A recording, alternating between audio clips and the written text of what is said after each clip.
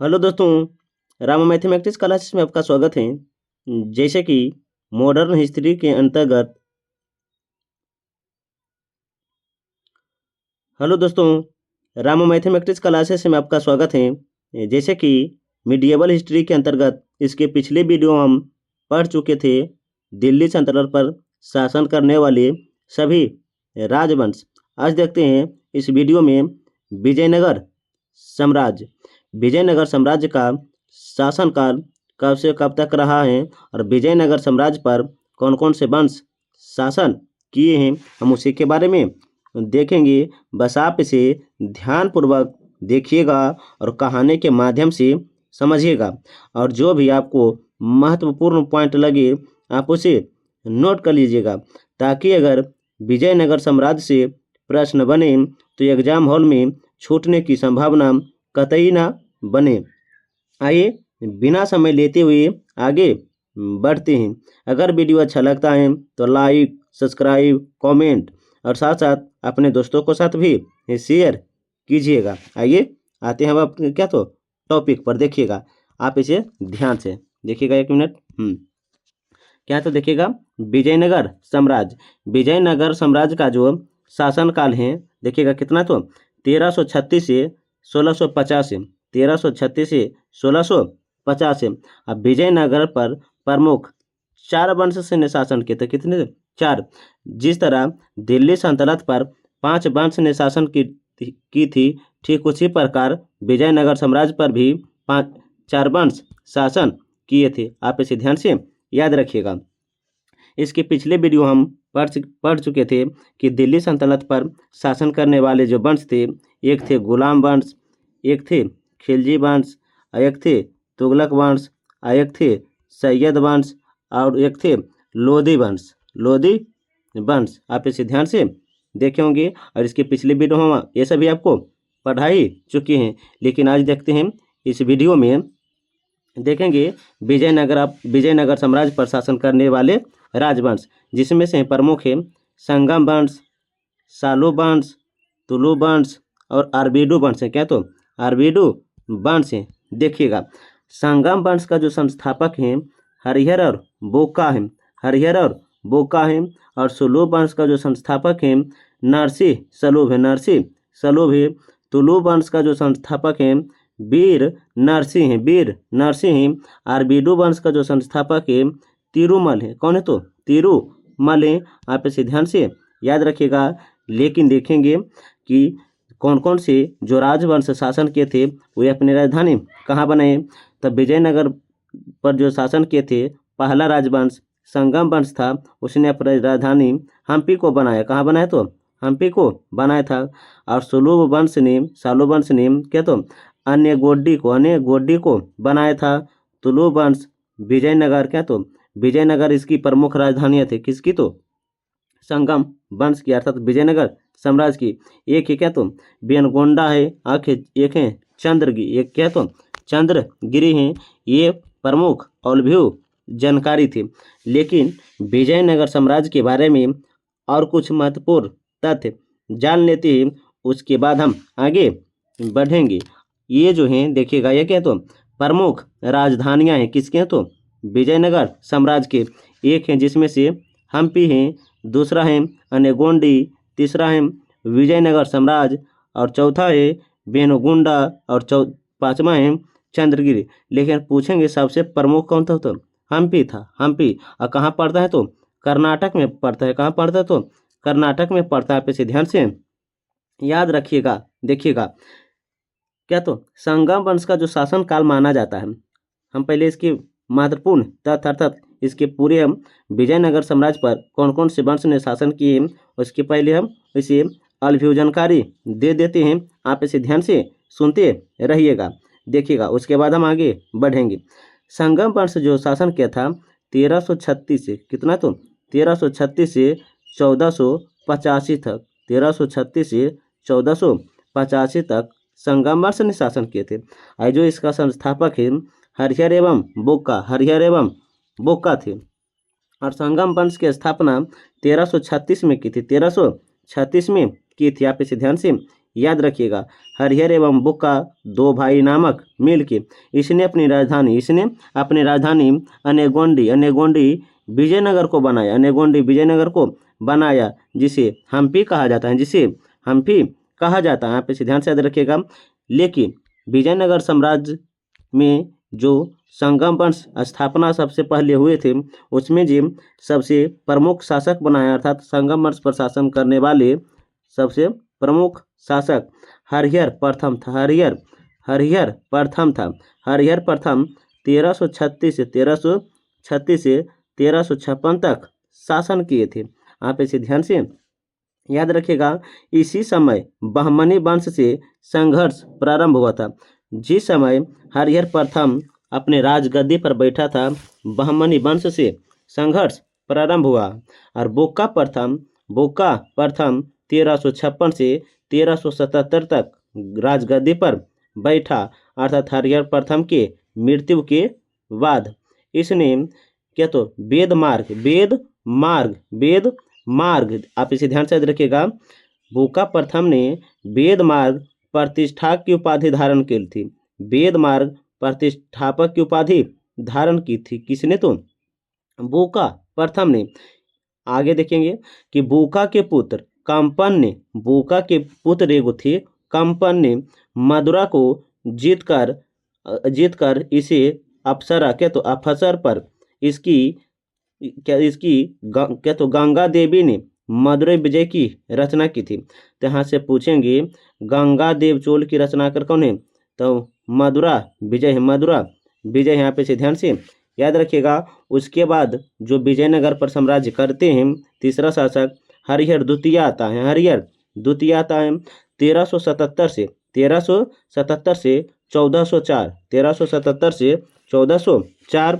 इसने हरिहर द्वितीय ने महाराजा धीराज की उपाधि धारण की थी और इसने संपूर्ण दक्षिण भारत पर अपना साम्राज्य विस्तार किया था। किसने? तो हरिहर प्रथम ने। इसने बहमनी राज्य के बेलगांव और गोवा को भी छीन लिया था। आप इसे ध्यान से याद रखिएगा। उसके बाद जो अगले शासक बनते हैं, देवराय प्रथम बनते हैं 1404 से 1422।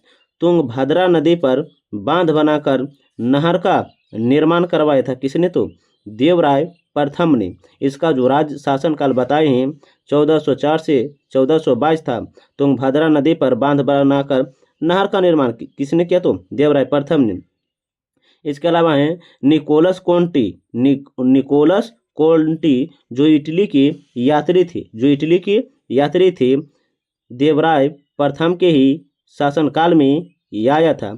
उसके बाद जो बैठता है देवराय द्वितीय बैठता है 1422 से 1446। इस वंश का सबसे प्रतापी शासक माना जाता है। आप इसे ध्यान से याद रखिएगा। इसके अलावा देखते हैं और कुछ महत्वपूर्ण तथ्य देखिएगा। 1 मिनट देखेंगे। ऐसी में जो है 1 मिनट देखिएगा। क्या तो फारसी यात्री अब्दुल रजाक के समय विजयनगर आया था। फारसी यात्री अब्दुल रजाक विजयनगर विक्रमादित्य 1 मिनट देवराय द्वितीय के शासनकाल में था। देवराय द्वितीय के शासनकाल में ही आया था। कौन? तो अब्दुल रजाक। तेलुगु कवि श्री नाम बोध दीन के ऊपर दरबार लिखे थे। आप इसे ध्यान से याद रखिएगा। जो भी हम बोल रहे हैं आप इसे ध्यान से सुनते रहिएगा। महत्वपूर्ण पॉइंट जो भी आपको लगे आप उसे नोट कर लीजिएगा। उसके बाद आता है कौन? तो सुलु वंश जो इसके पहले जिसे हम बता चुके हैं कि संगम वंश का जो शासनकाल है 1336 से कितना? तो 56 है। कौन? तो 56 है। और उसके बाद आता है कौन? तो देखिएगा 1 मिनट देखिएगा। इसका जो शासनकाल है 1 मिनट कितना बताए हैं तो देखिएगा। संगम वंश का जो शासनकाल है 1336 से 1485 है। उसके बाद आता है सालू वंश 1485 से 1505। 1685 से 1505 आता है। कौन? तो सालू वंश कितना? तो 1485 से 1605, उसके 1485 से 1505 आता है, 1485 से 1505 आता है।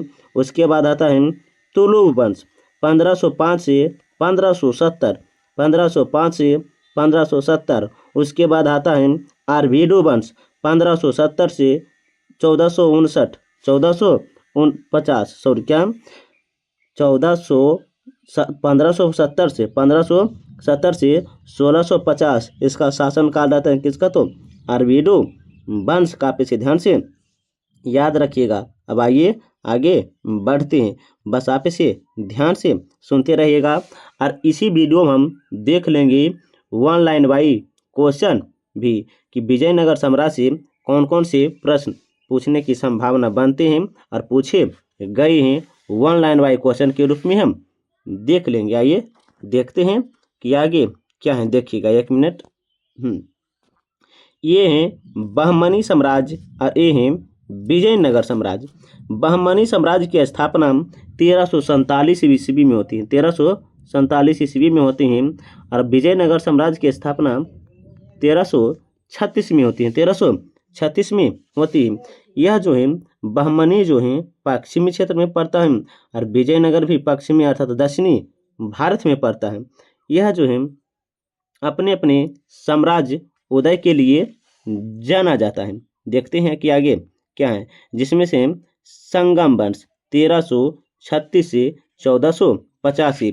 इसके पहले हम सभी का ऑल व्यू जानकारी दे चुके हैं ताकि आपको समझ में ज़्यादा आ सके। देखिएगा, जिसमें से हम संगम वंश 1336 से 1485। संगम वंश में जो शासक हुए एक हैं हरिहर प्रथम, बूका प्रथम, हरिहर द्वितीय, देवराय प्रथम, देवराय द्वितीय, प्रौढ़ देवराय, विरूपाक्ष देवराय, विरूपाक्ष द्वितीय हैं। आप इसे ध्यान से याद रखिएगा। तो देखिएगा, इसका पहले परिचय जान लेते हैं। विजयनगर साम्राज्य की स्थापना 1336 में हरिहर और बुक्का दो भाई ने मिलकर की थी। काकतीय वंश के समान थे। मोहम्मद बिन तुगलक ने हरिहर एवं बुक्का को बंदे बनाया था और क्या तो कापाली अभियान के लिए दोनों को इस्लाम धर्म स्वीकारने के लिए मजबूर कर दिया था। किसने, तो मोहम्मद बिन तुगलक ने। लेकिन वहाँ से रिहा होकर हरिहर और बुक्का दोनों भाई ने दक्षिण भारत की ओर अभियान गूंज कर दी थी। किसके कहने पर, तो मोहम्मद बिन तुगलक के कहने पर। लेकिन वहाँ के गुरु हरिहर एवं बुक्का के गुरु नानदेव इसे इस्लाम धर्म अस्वीकार करवा दिया और खुद एक नए साम्राज्य की स्थापना की थी। कौन, तो हरिहर एवं बुक्का। गुरु क्या देखिएगा, गुरु विद्यारण की सहायता से हरिहर और बुक्का ने पिता संगम के नाम पर संगम वंश की स्थापना की थी। आप इसे ध्यान से याद रखिएगा। गुरु विद्यारण की सहायता से हरिहर एवं बुक्का ने इस्लाम धर्म को छोड़कर संगम वंश की स्थापना की थी। विजयनगर साम्राज्य तुंगभद्रा नदी पर स्थित है। विजयनगर साम्राज्य किस नदी पर है, तो तुंगभद्रा नदी पर स्थित है। आप इसे ध्यान से याद रखिएगा। देखते हैं कि आगे क्या है, तो देखिएगा 1 मिनट। विजयनगर साम्राज्य की जो राजभाषा क्या थी, तो तेलुगु भाषा क्या थी, तो तेलुगु भाषा थी। आप इसे ध्यान से याद रखिएगा। अब देखेंगे कि जिस समय संगम वंश की स्थापना हुई उस समय सबसे पहले जो शासक बना है हरिहर प्रथम बना है 1336 से 1356। इसके पहले हम पूरी जानकारी आपको दे चुके हैं ताकि समझ में ज़्यादा आए। विजयनगर साम्राज्य की स्थापना की है। राजधानी क्या, तो अनेगोंडी बाद में विजयनगर को राजधानी बनाया था। पहले अनेगोंडी थी। हरिहर प्रथम ने राजधानी संगम वंश को अनेगोंडी बनाया, बाद में विजयनगर ले गया था। होयसल वंश जिसे बरगाल वंश भी कहा जाता है।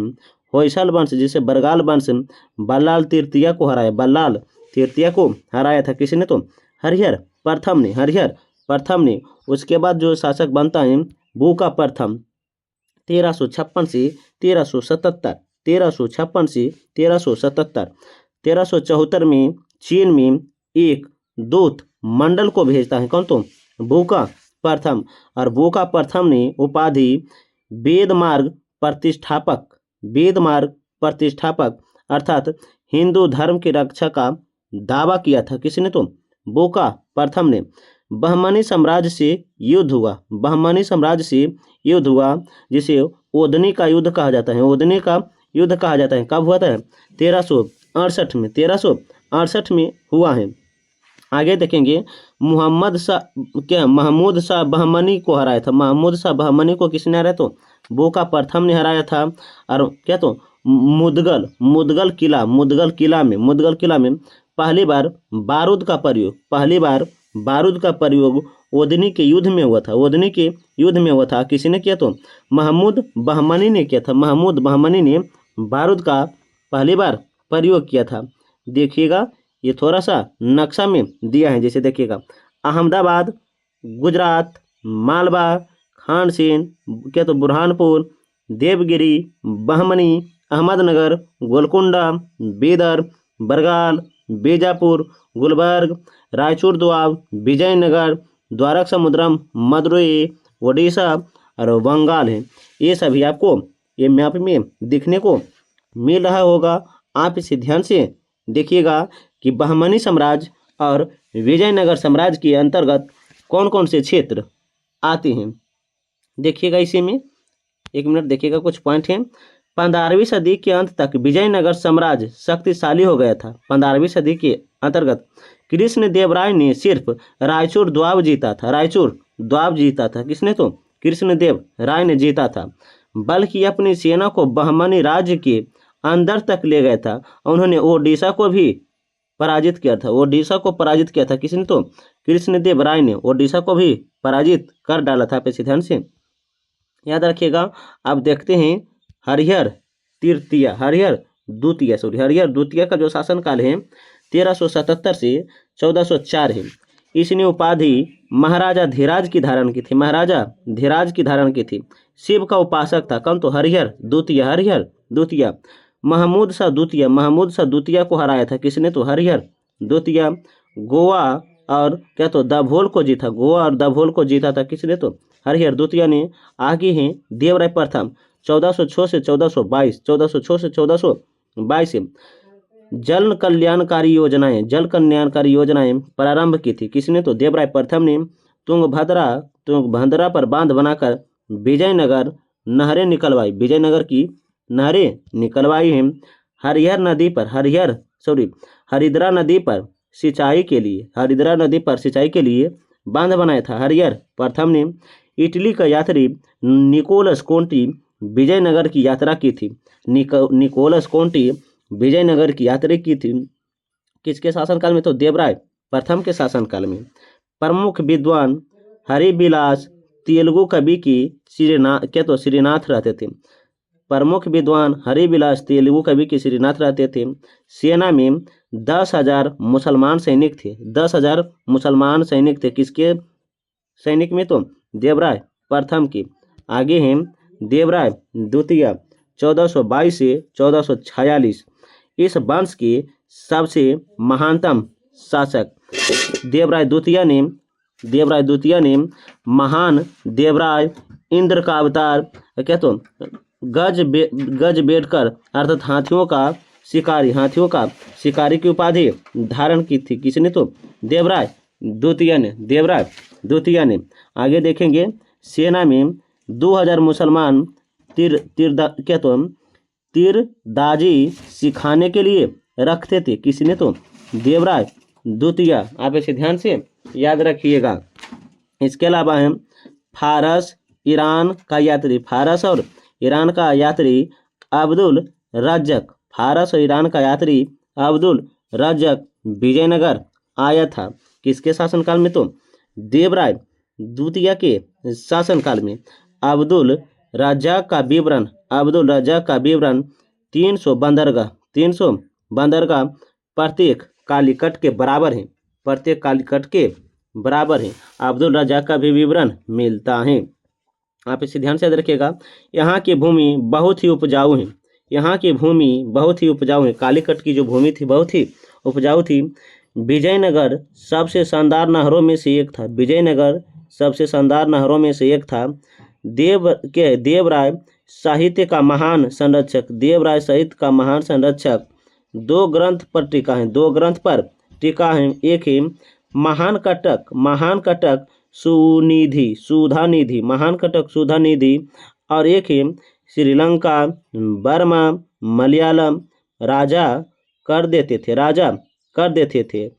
इसे श्रीलंका बर्मा मलयालम राजा कर देते थे किसे? तो देवराय द्वितीय को। बादरायणर ब्रह्मसूत्र के अनुसार देवराय साहित्य का महान संरक्षक दो प्रमुख ग्रंथ थे, महान क्या तो सुधानीति, क्या तो बादरायण का ब्रह्मसूत्र, बादरायण का ब्रह्मसूत्र। आप इसे ध्यान से याद रखिएगा। इसके अलावा है प्रौढ़ देवराय, क्या है तो प्रौढ़ देवराय, देखिएगा एक मिनट, प्रौढ़ देवराय। इसका जो शासनकाल है 1446 से 1465 है। प्रौढ़ देवराय का अन्य नाम मालिकार्जुन कहते हैं। प्रौढ़ देवराय का अन्य नाम मालिकार्जुन मिलते हैं। इसी काल में चीनी यात्री क्या तो माहुआन आया था। विरूपाक्ष द्वितीय 1465 से 1485 इस वंश का अंतिम शासक। तब पूछेंगे संगम वंश के अंतिम शासक कौन थे? तो विरूपाक्ष द्वितीय थे। आप इसे ध्यान से याद रखिएगा। अब आगे पढ़ते हैं सुलभ वंश, क्या तो सालुब वंश। इससे ज़्यादा प्रश्न नहीं बनते, देखिएगा, फिर भी देख लेते हैं। इसका जो शासनकाल है 1485 से 1505 है, 1485 से 1505 है। इसका जो संस्थापक है नरसिंह सालुब है। इसने उपाधि प्रथम क्या तो बाला पहाड़ की धारण की थी।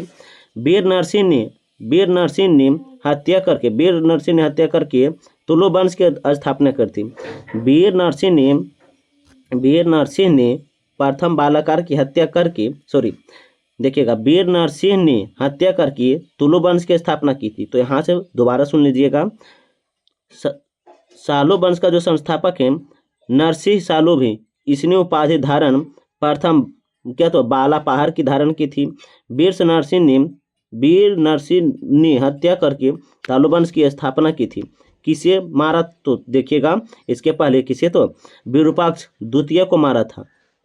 आगे हैं, एक मिनट देखिएगा, तुलु वंश है, कौन है? तो तुलुब वंश है। यहाँ से प्रश्न डायरेक्ट ही पूछ सकता है। देखिएगा, एक मिनट दिखा देते हैं, थोड़ा सा देखिएगा कि सालुब वंश का शासनकाल 14 कब से कब तक रहा? तो 1485 से 1505। सालुब वंश के संस्थापक कौन है? तो नरसिंह सालुब है। नरसिंह सालुब ने किसकी हत्या करके सालुब वंश की स्थापना की थी? आप इसे कमेंट में बता सकते हैं, अभी जस्ट बताएं। आगे हैं तुलु वंश। इसका जो शासनकाल है 1505 से 1570 है। इसमें वीर नरसिंह, कृष्ण देवराय, अच्युत देवराय, सदाशिव राय हुआ, जिसका वीर नरसिंह का शासनकाल 1505 से 1509 रहा है, और कृष्ण देवराय का 1509 से 1529 रहा है। 1529 से 1542 अच्युत राय का रहा है। सदाशिव राव का 1542 से 1570 रहा है। जिसमें हम सबसे पहले देखेंगे वीर नरसिंह। इसका जो संस्थापक माना जाता है किसका? तो तुलु वंश का। द्वितीय बाला पहाड़ भी इसे कहा जाता है। देखिएगा, कृष्ण देव राय 1509 से 1529 विजयनगर साम्राज्य का महानतम शासक। इसने उपाधि अभिनव भोज, आंध्र पितामह की उपाधि धारण की थी। किसने? तो कृष्णदेव राय ने। बाबर ने अपनी आत्मकथा तुजु के बाबरी में दक्षिण भारत का सबसे महान शासक बताया है। किसे? तो कृष्णदेव राय को। तेलुगु साहित्य का कालिस्की युग स्वर्ण युग कहा जाता है। 8 सर्वश्रेष्ठ कवि जिसे अष्टदिग्गज कहा जाता है, कृष्ण देव राय के ही दरबार में रहते थे। एक है तेलानी राम का बुक है पांडु महात्म्य। किसका है? तो तेलानी राम का रचना है पांडु महात्म्य।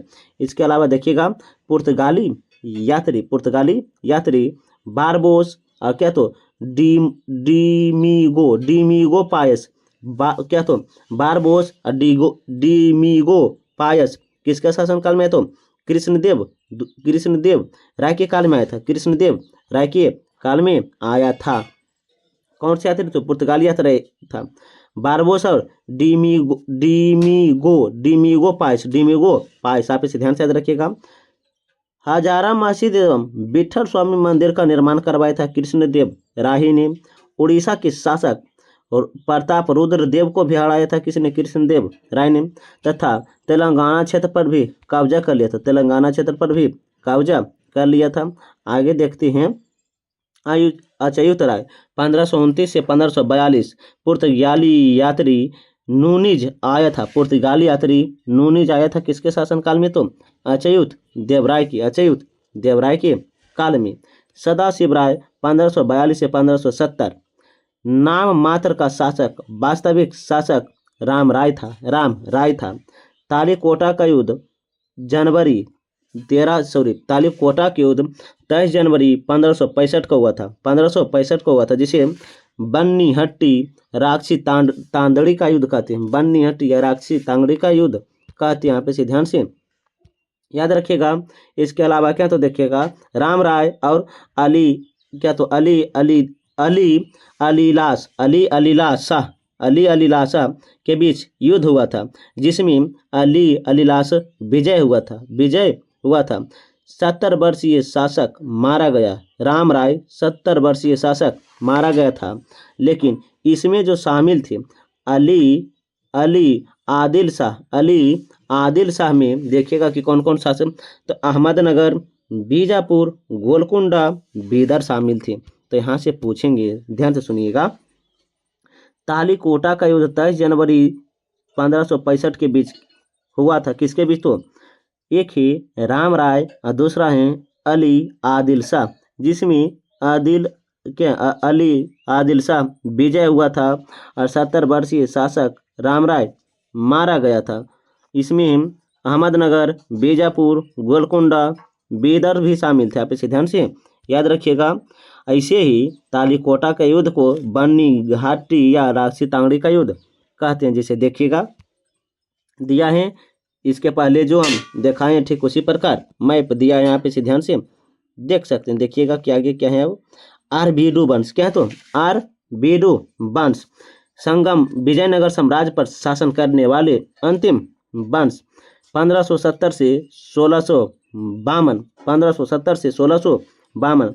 इसका जो संस्थापक है तिरुमल है। 1570 से 1586 तक शासन करता है। राजधानी बेनगोंडा बनाता है। 1586 में तो वेंकट द्वितीय गद्दी पर बैठता है।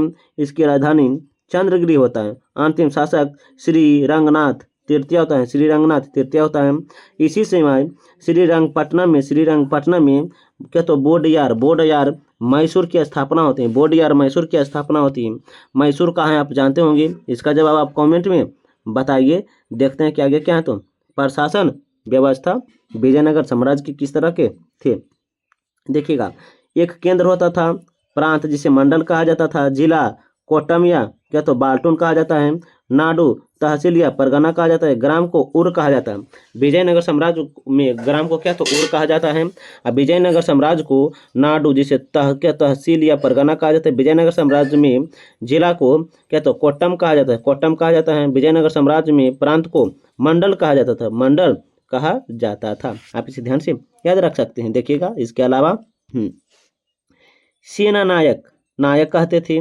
भू सामंत सेना रख रखाव के लिए जाने जाते थे। वेतन के बदले भूखंड क्या तो अररम दिया जाता था।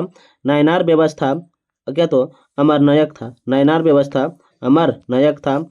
राजा के लिए राजस्व तथा सेना का गठन होता था। राजा सामंत का कोई हस्तक्षेप नहीं करता था। क्या तो अमर नायकों को कर लगाने तथा सिक्का ढालने तथा पुराने करों को माफ करने का अधिकार नहीं था। किस काल में? तो विजयनगर साम्राज्य में। देखिएगा, आयगार व्यवस्था क्या तो आयगार व्यवस्था, एक मिनट देखिएगा कि आयगार व्यवस्था ग्रामीण प्रशासन की इकाई एक स्वतंत्र इकाई थी। शासन क्या तो शासन बहराम शासकीय व्यक्तियों की नियुक्ति करते थे। ये समूह आयगार थे, ये समूह आयगार थे। नियुक्ति सरकार द्वारा होते थे, नियुक्ति सरकार द्वारा होते थे। लेकिन देखिएगा, हाँ क्या तो देखिएगा, पद अनुवांशिक इसे बेच या गिरवी रख सकते थे, बेच या गिरवी रख सकते हैं। अर्थात कहने का मतलब है आयगार व्यवस्था में ग्रामीण प्रशासन की एक छोटी इकाई होती थी, एक स्वतंत्र इकाई होती थी। शासन 12 शासकीय व्यक्तियों की एक नियुक्ति, माने 12 शासक मिलके एक व्यक्ति की नियुक्ति करते थे। ये समूह को आयगार व्यवस्था कहते थे। 12 व्यक्ति मिलकर एक समूह को चुनता था, जिसे आयगार व्यवस्था कहते थे। इसकी नियुक्ति सरकार करती थी। ये अनुवांशिक या इसे गिरवी या बेच सकते हैं। कुछ महत्वपूर्ण तथ्य, उबली विशेष सेवा के बदले लगान मुक्ति भूमि, रक्त रोक्त कोंडरे, युद्ध में वीर गति प्राप्त और परिजनों को दी गई भूमि, क्या तो कुटीगम, ब्राह्मण मंदिर, बड़े भूस्वामी जो स्वयं खेती नहीं करते थे, पट्टे पर भूमि भी दी जाती थी। कुलती, खेत में लगे कृषक, मजदूर, व्यापारी, क्या तो चट्ठी कहते थे, व्यापारी चट्ठी कहते थे। देखिएगा क्या आगे क्या, तो एक मिनट। विजयनगर में दास प्रथा, मनुष्य का कर विक्रय बेस वाग में होता था। विजयनगर साम्राज्य में दास प्रथा, मनुष्य का क्रय विक्रय होता रहता था। मंदिर में रहने वाली स्त्री देवदासी नियमित वेतन या भूमि देते थे, नियमित वेतन या भूमि देते थे। आप इसे ध्यान से याद रखिएगा। विजयनगर से जितने भी और भी जानकारी मिलते थे, हम वही सभी आपको बताए हैं। बस आप इसे एक बार पुनः दोबारा सुन लीजिएगा, ताकि अगर विजयनगर साम्राज्य से एक भी प्रश्न एग्जाम में चले आए तो छूटने की संभावना बहुत ही कम बने। आइए इसी वीडियो में हम देख लेते हैं वन लाइन वाई क्वेश्चन भी। आइए देखते हैं, आगे देखिएगा, एक मिनट। विजयनगर एवं अन्य प्रांतीय राज्य, विजयनगर एवं अन्य प्रांतीय राज्य, देखिएगा किसे मध्य युग का प्रथम हिंदू साम्राज्य माना जाता है, तो विजयनगर साम्राज्य को, विजयनगर साम्राज्य को। वही थ्योरी क्लास थे, ये जो है वन लाइन वाई क्वेश्चन के रूप में आपको प्रोवाइड कर रहे हैं। वो ये क्वेश्चन अगर थ्योरी क्लास में नहीं मिला है तो वो ये क्वेश्चन, अर्थात कहने का मतलब है वन लाइन वाई क्वेश्चन में थोड़ा सा अलग क्वेश्चन में मिल सकता है या नहीं भी मिल सकता, लेकिन जो भी पूछे जाते हैं वे सभी इसमें दिया है। तो डायरेक्ट देखिएगा, किसी मध्य युग का प्रथम हिंदू साम्राज्य माना जाता है, तो विजयनगर साम्राज्य को। विजयनगर साम्राज्य की स्थापना कब हुई, तो 14वीं सदी में, 14वीं सदी में। ये चीज़ हम थ्योरी क्लास में नहीं बताए हैं, आप ऑनलाइन अवे के क्वेश्चन के रूप में जान रहे हैं। विजयनगर साम्राज्य के संस्थापक कौन है, तो हरिहर एवं बोका हैं। विजयनगर साम्राज्य की स्थापना कब हुई, तो 1336 में हुई है। किसी विदेशी यात्री ने विजयनगर को विश्व का सबसे भाई शहर बताया है। किस विदेशी यात्री ने विजयनगर साम्राज्य को विश्व का सबसे भाई शहर बताया है, तो अब्दुल रज्जाक ने। किस दिल्ली सल्तनत के शासक द्वारा हरिहर एवं बोका को पकड़कर दिल्ली लाया गया था, मोहम्मद बिन तुगलक को। हरिहर एवं बोका ने किसके आशीर्वाद से विजयनगर साम्राज्य की नींव डाली है, तो संत विद्यारण की सहयोग से। हरिहर एवं बोका किसके नाम पर संगम वंश रखा, तो अपने पिता संगम के।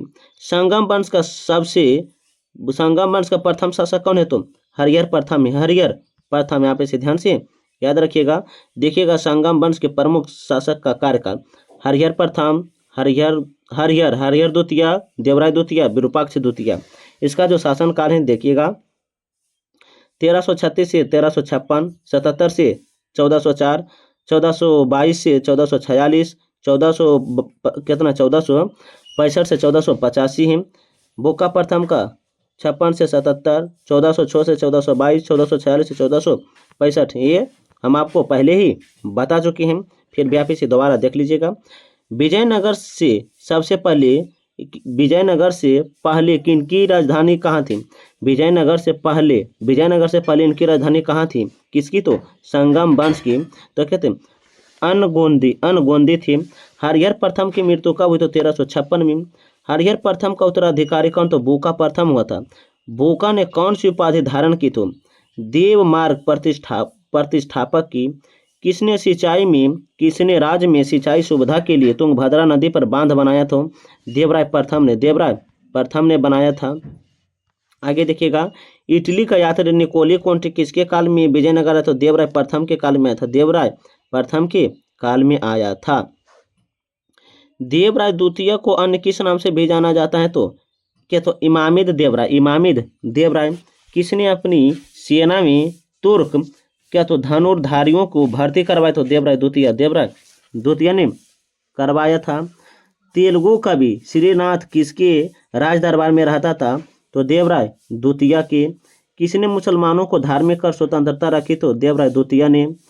फारस के सुल्तान मिर्जा शाहरुख के राजदूत अब्दुल राजा किसके काल में विजयनगर आया था? तो देवराय द्वितीय के काल में आया था। इसके अलावा देखिएगा क्या? तो अभिलेख में देवराय द्वितीय को क्या कहा गया है? अभिलेख में देवराय द्वितीय को क्या? तो गजबेटकर कहा गया है। प्रौढ़ देवराय किसे कहा जाता है? तो मल्लिकार्जुन को। प्रौढ़ देवराय किसे कहा जाता है? तो मल्लिकार्जुन को कहा जाता है। संगम वंश का अंतिम शासक क्या? तो विस्पाक्ष। सालोब वंश की स्थापना सालोब नरसिंह ने 1485 में की थी। तुलु वंश की स्थापना वीर नरसिंह ने 1505 में की थी। 1505 में की थी। आप इसे ध्यान से याद रखिएगा। इसके अलावा देखिएगा, एक मिनट, कृष्णदेवराय कौन था? वीर नरसिंह का छोटा भाई। कृष्णदेवराय कौन था? तो वीर नरसिंह का छोटा भाई। कृष्णदेवराय किस मुसलमान के समकालीन थे? तो बाबर के। कृष्णदेवराय किस मुसलमान के समकालीन थे? तो बाबर के। विजयनगर का महानतम शासक कौन था? तो कृष्णदेवराय था। कृष्णदेवराय गद्दी पर कब बैठा? तो 8 अगस्त 1509 को। कृष्णदेवराय ने कौन सी उपाधि धारण की? तो क्या? तो देखिएगा, यवन राजस्थापन चार्य का। पुर्तगाली यात्री डिमोस पाइस किसके समय विजयनगर आए थे? तो कृष्णदेव राय के। आगे देखिएगा, अमुक्त मल्यद एक तेलुगु साहित्य ग्रंथ किसके द्वारा लिखा गया? तो कृष्णदेवराय के। हम्पी, तिरुमल, चिदम्बरा, श्रीरंग, तिरुपति मंदिर के सामने की ओर एक नए रायगोपुरम का निर्माण किसने करवाया? तो कृष्णदेवराय ने करवाया था। तेलुगु कविता का पितामह किसे कहा जाता है? तो अलासनी पेंडाना को कहा जाता है। मनु चरित्र तथा हरिकथा रसनामस के रचनाकार कौन है? तो अली पेंडानु है। कृष्णदेवराय ने संस्कृत में कौन सी नाटक लिखी हैं? तो एक मिनट देखिएगा, जामवंती कल्याणम। कृष्णदेवराय का राज कवि कौन था? तब पेधन था। किसने आंध्र पितामह तथा अभिनव की उपाधि धारण की थी? तो कृष्णदेवराय ने की थी। किसे मंदिर के भीतर दीवारों पर रामायण की दृश्य उत्कीर्ण किए गए थे? हजारा राजस्वामी मंदिर। किसने नागपुर नगर विठल स्वामी मंदिर का निर्माण करवाया? तो कृष्णदेवराय ने करवाया था। विठल स्वामी मंदिर किसी देवता को समर्पित है? तो विठल के रूप में विष्णु को समर्पित है। रांची तांगड़ी अथवा तालीकोटा का युद्ध देखिएगा 23 जनवरी 1565 को हुआ था। 23 जनवरी 1565 कहीं डेट अलग मिल सकता है। किस युद्ध को विजयनगर साम्राज्य के शानदार युग का अंत माना जाता है? तो तालीकोटा का युद्ध। पेनकोटा राजधानी किसने बनाया? तो सदाशिवराव ने। आरबीडू वंश का स्थापना कब और किसने की? तो 1570 में तिरुमल ने की थी। विजयनगर के राजा को क्या कहा जाता है? तो राय कहा जाता है। विजयनगर राजा को क्या कहा जाता है? तो राय कहा जाता है। कृष्णदेवराय के प्रशासन के काल में प्रांतों की संख्या 6 थी। कितने? तो 6 थी। विजयनगर का सदैव संघर्ष किसके साथ चलता रहा? तो बहमनियों के साथ चलता रहा है। हम्पी का खुला संग्रहालय किस राज्य में है? तो कर्नाटक में है। प्रसिद्ध ऐतिहासिक स्थल हम्पी किस जिले में पड़ता है? तो बेल्लारी जिला में पड़ता है। कहाँ? तो बेल्लारी जिला में पड़ता है। विजयनगर साम्राज्य का अवशेष कहाँ से प्राप्त होता है? तो हम्पी से प्राप्त होता है। कृष्ण देवराय के दरबार में अष्ट दिग्गज कौन है? तो 8 तेलुगु कवि रहते थे। राशि तांगड़ी के युद्ध में किसने विजयनगर में बुरी पराजय से के समय विजयनगर का शासक बना है? तो राम राय बना है। कौन? तो राम राय बना है। इसके अलावा देखेंगे, 1 मिनट देखिएगा, राम राय देखिएगा। इसके अलावा क्या है? तो किस नदी के तट पर विजयनगर साम्राज्य की स्थापना की गई थी? तुंगभद्रा नदी के तुंगभद्रा नदी के तट पर किस विजयनगर शासक ने चीन के लिए क्या तो मुद्भांड भेजा था? तो बुका प्रथम ने विजयनगर साम्राज्य में क्या तो गालीचा निर्माण के लिए प्रसिद्ध स्थान कौन है? तो तालीकोटा है। किस काल में प्रशासन में नायनार व्यवस्था एवं आयगार व्यवस्था प्रचलित था? तो विजयनगर काल में आप इसे ध्यान से याद रखिएगा। इसके अलावा देखिएगा, 1 मिनट, हाँ देखिए क्या है? तो वीर पांचाल का अर्थ क्या होता है? तो तख्तकार वर्ग।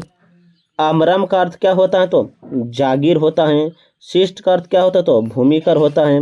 विजयनगर साम्राज्य में सैनिक विभाग किस नाम से जाना जाता है? कदाचर के नाम से जाना जाता है। आप इसे ध्यान से याद रखिएगा। अब आइए देखते हैं कुछ अन्य महत्वपूर्ण तथ्य। देखिएगा, 1 मिनट, हाँ देखिए क्या? तो कुछ प्रमुख सरदार से संबंधित राजवंश। मलिक काफूर खिलजी वंश से संबंधित थे। महोम खाव बहमनी से संबंधित थे। मीर जुमला गोलकुंडा से संबंधित थे। मुरारी पंडित बीजापुर से संबंधित थे। कुमार कंपा विजयनगर से संबंधित थे।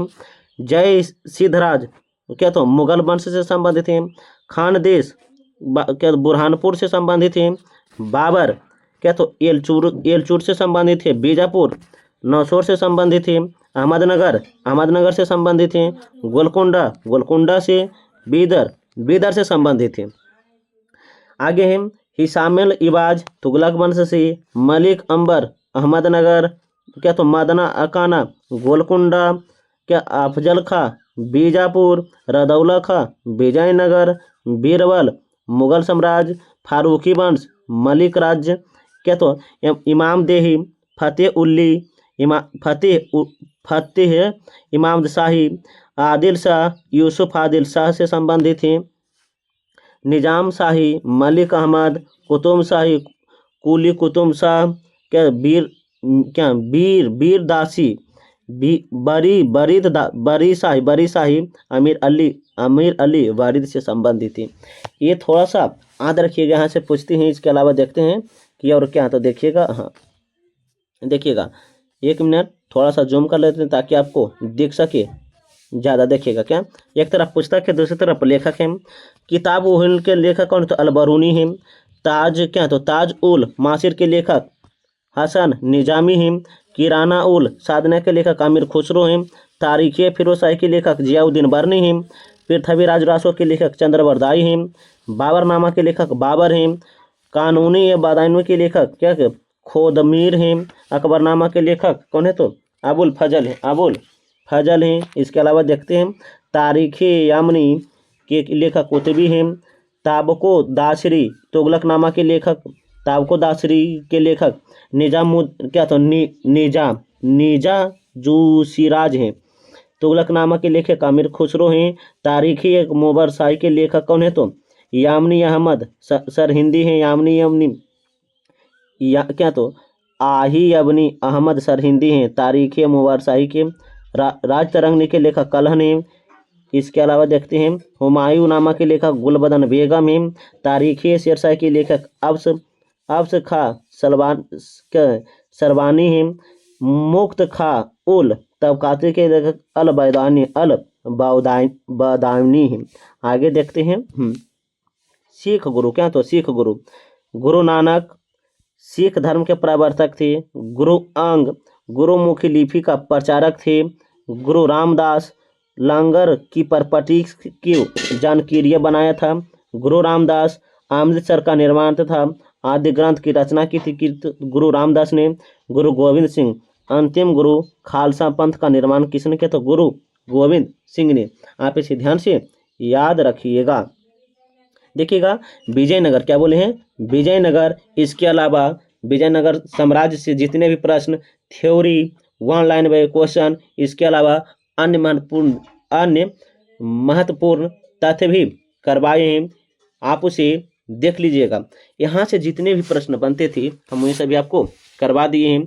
बस आप इसे एक बार पुनः देख लीजिएगा, ताकि अगर यहाँ से जितने भी प्रश्न बने हैं छूटने की संभावना बहुत ही कम बने।